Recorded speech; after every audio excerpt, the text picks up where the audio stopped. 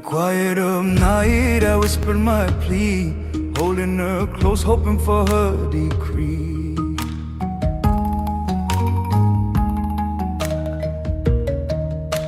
The wok breathes like a sleeping animal coming awake.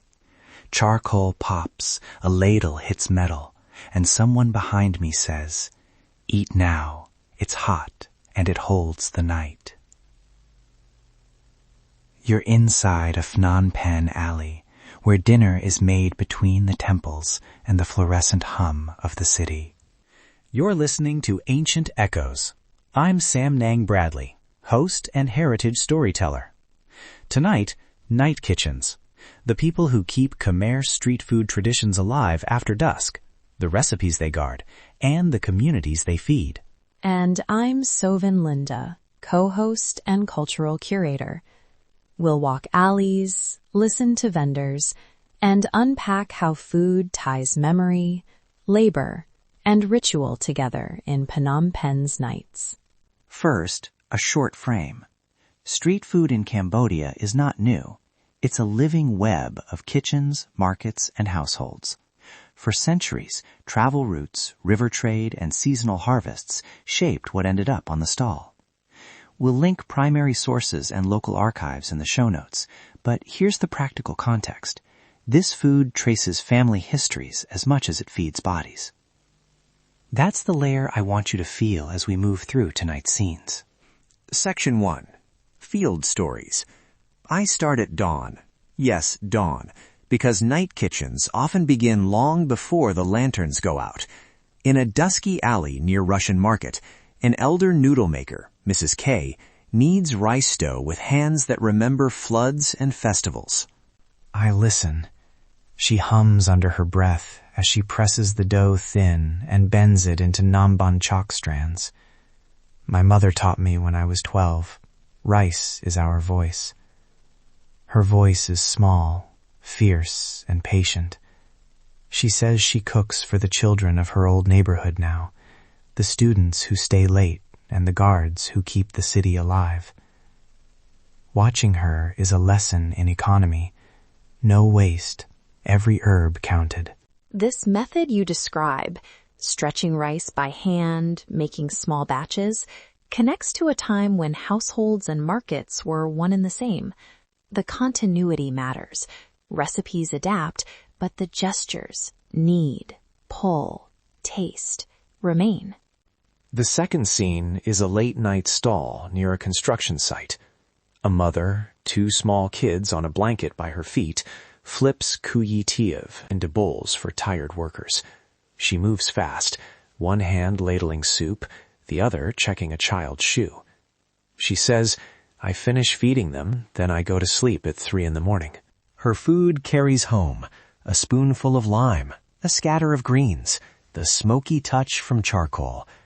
Customers come not just for calories, but for care, someone who will remember how they like their noodles. That personal knowledge is an informal ledger. Who has family obligations? Who needs an extra bowl on credit? Who returns the favor later?" Listen to how community functions economically and morally around these stalls. Credit, shared stew, a neighbor watching your child. These are part of the market's social fabric as much as the flavors are. Last field vignette. A young vendor on a scooter who reinvents a family sweet. Sticky rice with a tamarind glaze, adding crushed peanuts and a modern drizzle. He markets it on his phone, a melody of old technique and new customers. My grandfather taught me the bass. I put my voice on top. It's playful, and some elders wrinkle their brows, but the stall is full. Change is not theft here. It's a conversation. Section 2. Soundscape Interlude. Listen with me. Market calls, bowls meeting chopsticks, charcoal breathing, a distant temple bell that keeps the night from entirely dissolving into the city hum. The soundscape holds time in a different way.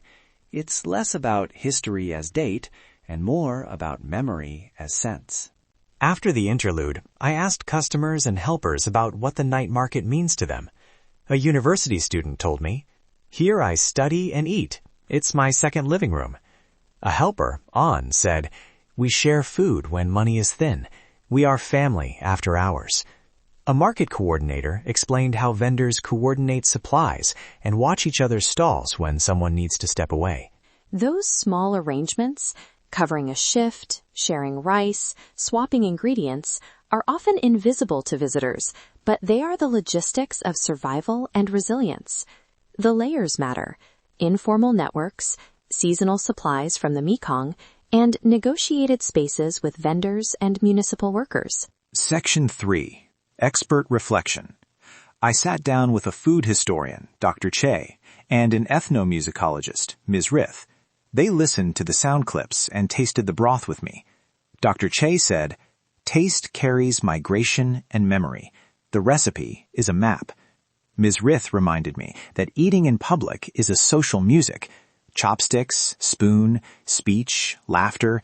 It's a rhythmic practice that embeds identity. From their perspectives, preserving these night kitchens means supporting apprenticeships, recognizing vendor labor in heritage programs, and documenting recipes as living practices rather than museumized objects. The research tells us, protect the people first, then the recipes. They both pushed back on romanticization. Food can be joyful and precarious at once. Policies that ban informal markets hurt more than they help, unless alternatives are built with vendor input. That's why we included vendor voices in our show notes, and why the episode credits list every person who agreed to be recorded. Practical takeaway and travel tips. Concise and respectful. Tip 1. Ask before photographing someone cooking. A polite, "May I take a photo?" goes a long way. Tip 2. If you have allergies, say the ingredient and ask what's in the dish. Vendors are used to communication and will often point to the chili or fish sauce. Tip 3. Tipping is appreciated but not mandatory. Leaving a small extra or buying a drink shows goodwill. Tip 4. If you want to learn, consider a community cooking class or support vendor-led trainings rather than commercialized tours. A few safety notes. Choose busy stalls with quick turnover. Trust your senses. Smell and temperature matter. Ask vendors how they keep food hot or cold. And avoid step-by-step replication of recipes that require precise food safety knowledge. Our show notes link to an accessible guide vetted by local public health partners. Before we close, gratitude. To the noodle makers who let me wake at 4 a.m., to mothers who work through the night, to young vendors changing recipes, to the customers who shared memories, and to the market coordinators and researchers who helped us make this episode responsibly. Credits and permissions are in the show notes. Every sound that required sign-off is documented there. If you want to go deeper, transcripts, sound credits, and sourcing live at our website. We list recommended stalls only when vendors consent to being shared, and we include guidance for ethical visiting. Call to action. Subscribe to Ancient Echoes for weekly cultural journeys. Share a favorite moment from this episode on social media, tag us, and help keep Khmer stories, dance, drum, and devotion alive. Quiet stones, loud stories. You're listening to Ancient Echoes, stories and traditions that shape Cambodia. I'm Samnang Bradley. Walk the temples with me and meet the makers of Khmer life. And I'm Sovan Linda. Thank you to our guests, vendors, and listeners. Read full show notes for transcripts, credits, and ways to support vendor-led heritage projects. Quiet stones, loud stories. We'll see you next week. Good night from Phnom Penh.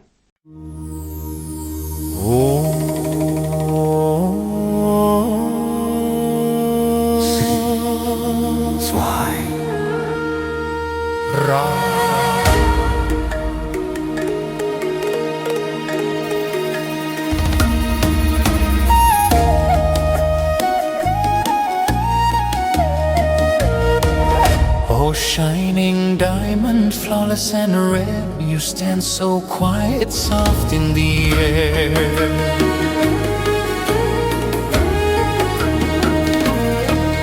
I dared not to rush you, feared you'd flee.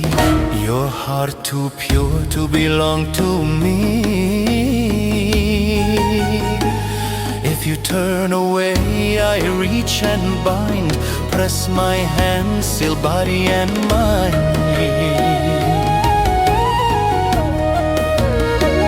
Your brows I trace, your breath I steal, this mark I place is dark and real. From this moment break and fall, hear the spell, obey the call.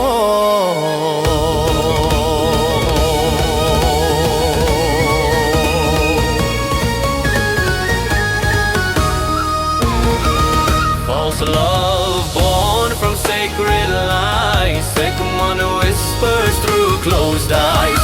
Follow me, don't fight, don't run, your soul is caught, my work is done. Empty will, your light undone, under spell, under Sigmund.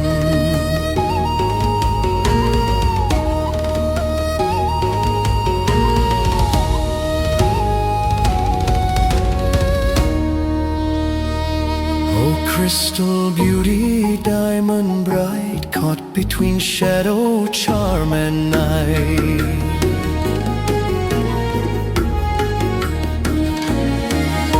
Time won't save you, truth won't last. This vow is carved, the line is cast. My words are smoke, my touch is fire, I bend your heart to dark desire.